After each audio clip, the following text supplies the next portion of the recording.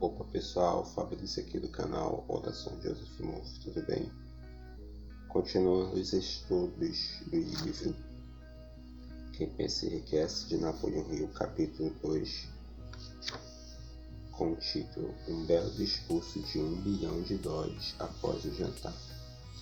Então aqui o Dr. Hill vai contar uma história de um jovem que em 1900 teve uma ideia de criar o primeiro grupo de empresas do aço. Então, assim, naquela época, o aço estava sendo muito utilizado, só que as empresas não trabalhavam em conjunto, eram separadas. Então, teve um rapaz que teve a ideia de juntar todas essas empresas e, a partir daí, criar uma única empresa, e o negócio deu certo. E aqui esse jovem que teve essa ideia usou o segredo que o Dr. Napoleão Hill cita para enriquecer. Vamos ver se a gente descobre qual é esse segredo. Um belo discurso de $1 bilhão após o jantar. Na noite de 12 de dezembro de 1900, quando cerca de 80 pessoas da elite financeira mundial encontraram-se no salão de banquete do University Club, na Quinta Avenida, para homenagear um jovem vindo do Oeste.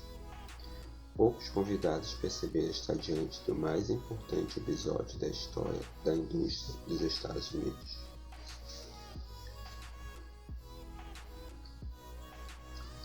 J.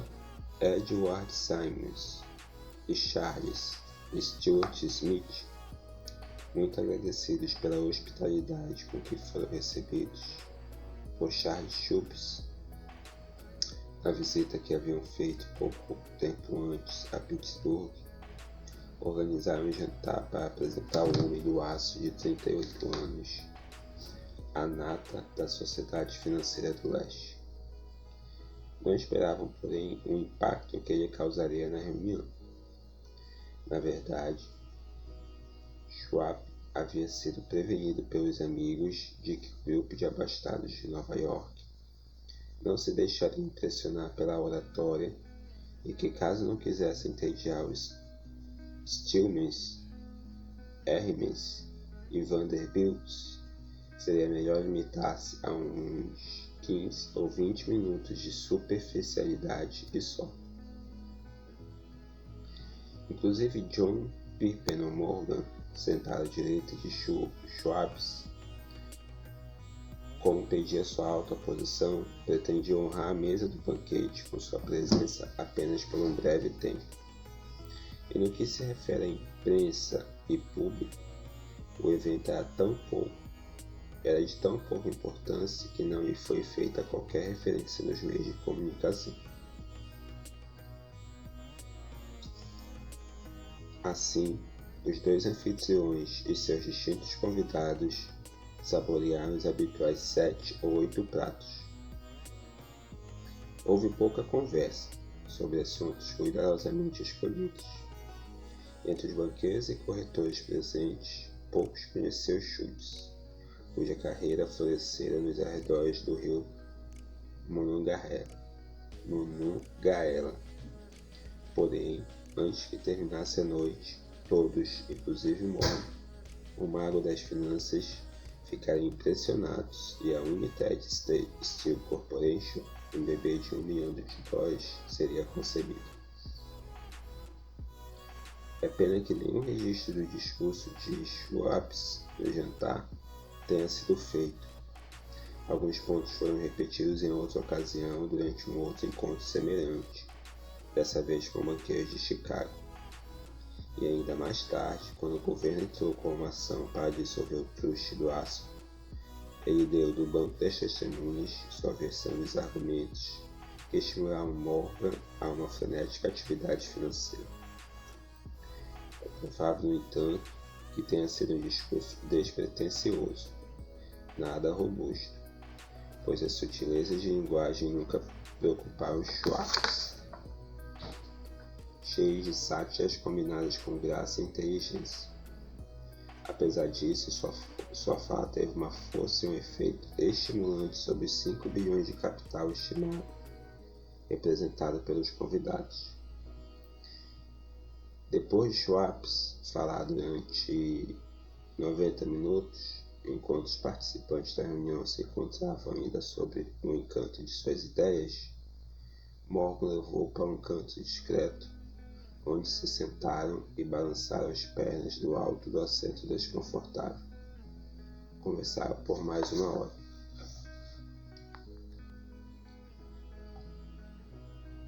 A máscara da personalidade de Schwartz atuava à força máxima, mas o mais significativo e marcante foi o programa bem elaborado e claramente definido apresentado por ele para a ampliação da Steel. Muitos tentaram fazer Morgan se interessar pela formação de um truste do aço, à maneira das associações de biscoitos, arames, açúcar, borracha, uísque, óleo ou goma de mascar. John Gates, sempre ousado, pressionou, mas Morgan não confiou nele. Os jovens Moore, Bill e Jim, corretores de ações de Chicago, responsáveis pela união de um truste de fósforos como empresa de biscoitos, também insistiram e falharam. Albert Gary, o sisudo advogado, desejou promover o assunto, mas não era suficientemente bom para impressionar. Até a eloquência de Schultz levar Morgan às alturas, de onde pôde visualizar os bons resultados do mais arrojado empreendimento financeiro já concebido. O projeto tinha sido considerado o sonho delirante de alguém em busca de dinheiro fácil. O magnetismo financeiro que começou na geração anterior a atrair milhares de companhias pequenas e às vezes mal administradas para grandes e competitivas associações tornou-se atuante no mundo do aço pelos meios técnicos desse jovial pirata dos negócios, John Gates. Ele já havia formado a American Steel and Wheat Company, resultado da fusão de uma cadeia de pequenas empresas, e criara junto com Morgan a Federal Steel Company, a National Tube e a American Bleach. Eram 2 outras firmas de Morgan, e a Moore Brothers havia abandonado o negócio dos fósforos e dos biscoitos para formar o grupo americano. Setores de frantes, de aros de aço, de chapas de aço e a National Steel Company. No entanto, essas associações eram insignificantes se comparadas ao gigantesco truste vertical de Andrew Carnegie, com 53 sócios e proprietários. As empresas podiam associar-se à vontade, mas ainda que operassem em bloco, não representariam qualquer ameaça à organização de Carnegie, e Morgan sabia disso. O excêntrico velho escocês Carnegie também o sabia. Das magníficas alturas do castelo Skibo, ele havia percebido primeiro com deleite e depois com ressentimento as tentativas de inclusão das pequenas empresas de Morgan em seu negócio. Quando as tentativas começaram a tornar-se ousadas demais, a disposição de Carnegie traduziu-se em raiva e retaliação, e ele decidiu copiar cada uma das fábricas rivais. Até aí não havia demonstrado interesse em arames, aros ou lâminas. Ao contrário, ficar satisfeito em vender para essas companhias o aço bruto e deixar que trabalhassem o material da forma que desejassem. Então, com Schultz e seu hábil tenente, planejou encostar os inimigos na parede. Assim, no discurso de Charles Schultz, Morgan viu a resposta para seu problema de associação, um truste sem Carnegie. O maior deles todos não seria um truste de forma alguma. Seria, como disse um escritor, um pudim de ameixas sem as ameixas. O discurso de Schultz na noite de 12 de dezembro de 1900, embora não fosse uma clara afirmativa, sugeria sem dúvida que a enorme empresa de Carnegie poderiam unir-se às de Morgan. Ele falou sobre o futuro do aço no mundo, a reorganização para a eficiência, a especialização, a dissolução das fábricas mal-sucedidas, com a concentração de esforços naquelas em crescimento, mal-sucedidas, com a concentração de esforços naquelas em crescimento, o comércio de minério, a economia dos departamentos administrativo e operacional e a conquista de mercados estrangeiros. Mais do que isso, disse aos espectadores presentes onde estavam os erros de sua habitual roubalheira. Seu propósito, ele concluiu, era criar monopólios, aumentar preços e obter gordos dividendos como prêmios. À sua maneira entusiástica, Schultz condenou o sistema. A falta de visão de tal política, disse aos ouvintes, ficar patente pelo aprisionamento do mercado em uma era em que tudo apontava para a expansão. Argumentou que o barateamento do custo do aço criaria um mercado de permanente expansão, com a descoberta de novos usos e a conquista de uma boa fatia do mercado mundial. Na verdade, embora não o soubesse, Schultz foi um apóstolo da moderna produção em massa. Assim, o jantar no Universe Club chegou ao fim. Morgan foi para casa pensar nas otimistas previsões de Schultz. Este voltou a Pittsburgh para dirigir o negócio de aço para o André Carnegie, enquanto Gary e os demais retornaram ansiosos ao mercado de ações à espera do próximo movimento.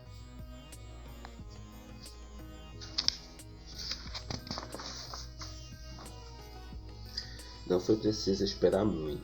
Morgan levou cerca de uma semana para digerir o grande número de razões que Schultz colocara diante dele. Quando teve certeza de que não resultaria dali uma indigestão financeira, chamou Schwabs e o achou um tanto retraído. Schwabs disse que o Sr. Carnegie poderia não gostar se descobrisse que o presidente de sua companhia fretava com de Wall Street a rua na qual o chefe prometera jamais pisar. Então foi sugerido por John Gates, um intermediário, que se Schultz por acaso estivesse no Beverly Hotel na Filadélfia, então Morgan poderia também estar lá por coincidência. No entanto, quando Schultz chegou, Morgan estava inconvenientemente adoentado em casa em Nova York. Assim, pressionado pelo convite do superior, Schultz foi a Nova York e apresentou-se ao financista. Alguns historiadores econômicos acreditam do início ao fim da história, a cena foi dirigida por André Carnegie.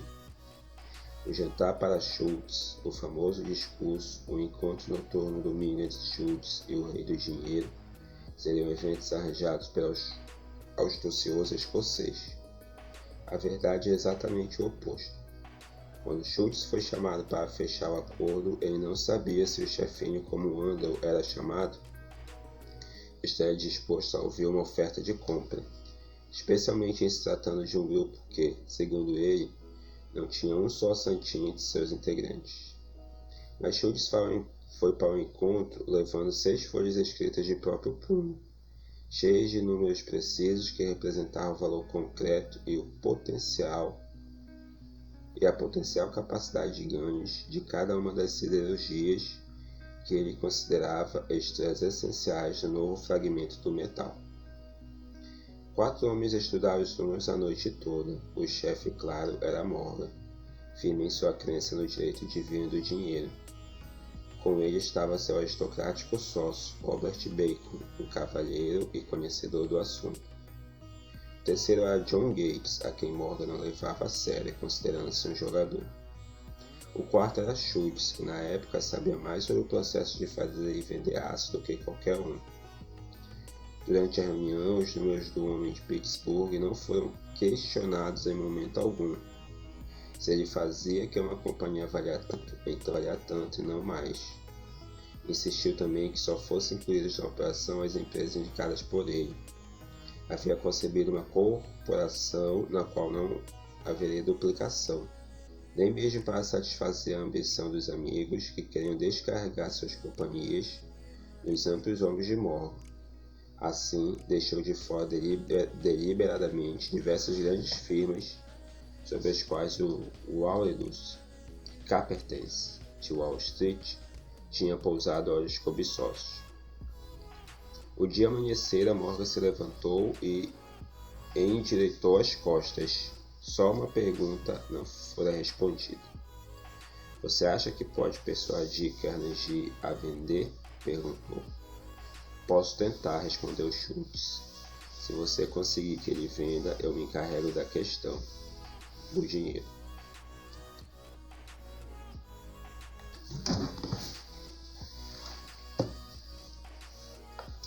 Até aí tudo bem. Mas será que Carnegie venderia? Quanto pediria? Schultz pensava em algo em torno de 320 milhões de dólares. De que maneira ele receberia esse pagamento? Em ações ordinárias ou preferenciais? Em títulos? Em dinheiro? Ninguém podia levantar $1/3 bilhão de dólares em dinheiro. Em janeiro, houve uma partida nos semi-congelados campos de golfe de St. Andrews, em Winchester, que Andrew Carnegie disputou embrulhado em suéteres para suportar o frio, enquanto Schultz falava sem parar, como de hábito, para manter o espírito alerta. Todavia, nenhuma palavra sobre negócios foi mencionada até que a dupla sentou-se no calor aconchegante do chalé de Carnegie. Então, usando a mesma persuasão com que havia hipnotizado 80 milionários no University Club, Schultz derramou as tentadoras promessas de aposentadoria no conforto dos milhões não declarados, para satisfazer os caprichos sociais do outro. Carnegie capturou, escreveu um número numa folha de papel, carregou a Schultz e disse: certo, é por esta quantia que venderemos. A quantia era de 400 milhões de dólares, e aí chegou a tal cifra, tomando como preço básico os 320 milhões mencionados por Schultz, mais 80 milhões que representavam o valor do aumento de capital dos 2 anos anteriores. Mais tarde, no convégio transatlântico, o escocês disse a Morgan em tom lamentoso: eu deveria ter pedido mais 100 milhões de dólares. Se tivesse pedido, teria conseguido, disse Morgan em tom animador. Houve um certo alvoroço, é claro. Um correspondente britânico telegrafou, informando que a comunidade internacional do aço estava assustada com a gigantesca associação. O reitor Edley de Ali declarou que, a menos que os trustos fossem regulados, o país poderia esperar um imperador em Washington nos próximos 25 anos.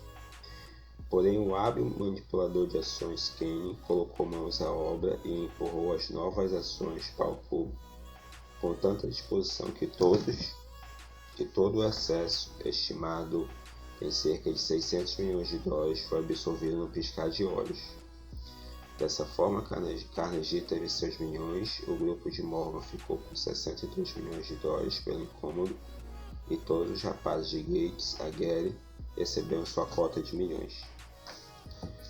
Schultz, aos 38 anos, teve sua recompensa. Tornou-se presidente da nova corporação e permaneceu no controle até 1930. A dramática história do Big Business que você acabou de ler foi incluída neste livro porque é uma perfeita demonstração do método pelo qual o desejo pode ser transformado em seu equivalente material. Imagino que alguns leitores questionarão a declaração de que um mero e intangível desejo possa converter-se em seu equivalente material. Não se pode converter nada em alguma coisa. A resposta está na história da United States Steel. Essa organização gigantesca foi criada na mente de um homem. O plano pelo qual a organização recebeu as usinas siderúrgicas que lhe deram estabilidade financeira foi criado na mente desse mesmo homem. Sua fé, seu desejo, sua imaginação, sua persistência foram os verdadeiros ingredientes que formaram aquela empresa. As siderurgias e o equipamento mecânico adquiridos pela cooperação, depois que ela teve sua existência legalizada, foram secundários, mas uma análise cuidadosa mostrará o fato de que o valor estimado das propriedades adquiridas pela corporação aumentou mais ou menos 600 milhões de dólares, simplesmente pela transação que as consolidou sobre uma só administração. Em outras palavras, as ideias de Charles Schultz, mais a fé com que ela foi transportada, mais as mentes de Morgan e dos outros, foi vendida com lucro de aproximadamente 600 milhões de dólares. Não é propriamente uma soma insignificante para uma ideia. O que aconteceu com alguns daqueles que pegaram sua parte no lucro de milhões de dólares resultante dessa transação é assunto que não nos preocupa no momento. O principal aspecto da extraordinária realização é que ela serve como prova inquestionável da importância da filosofia descrita neste livro, porque essa filosofia foi a base de toda a transação. Além disso, a viabilidade da filosofia ficou clara com a prosperidade da United Steel Corporation, que se tornou uma das mais ricas e poderosas corporações dos Estados Unidos, empregando milhões de pessoas, desenvolvendo novos usos para o aço e abrindo novos mercados, provando assim que o lucro de 600 milhões de dólares obtido com a ideia de Schultz foi merecido. A riqueza começa em forma de pensamento. O volume da riqueza é limitado pela pessoa, inclusivamente o pensamento é posto em ação. A fé remove as limitações. Lembre-se disso quando for negociar com a vida o preço daquilo que você quer.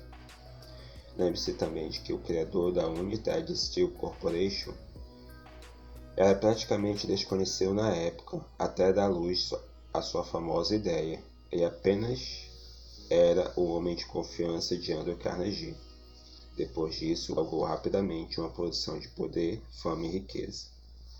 Não existem limitações para a mente, exceto as que nós mesmos reconhecemos.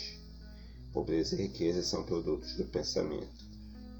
A riqueza começa em forma de pensamento. É isso aí, pessoal. Então aqui foi a parte final do capítulo 2, o discurso de $1 bilhão. Espero que vocês tenham entendido, né? Qual foi o segredo que esse autor usou. Basicamente, pode-se dizer que ele usou da argumentação para convencer pessoas que já estavam bem, e a partir dessas argumentações os grandes empresários aceitaram fazer a corporação. Tá bom?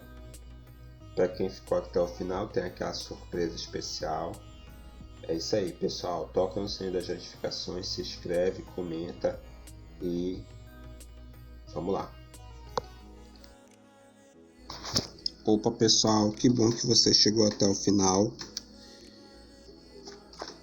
aguardando a surpresa. E a surpresa hoje é sobre os seus investimentos. Dr. Muff criou uma prece para proteger os seus investimentos e ainda deu orientação de como você vai fazer essa prece.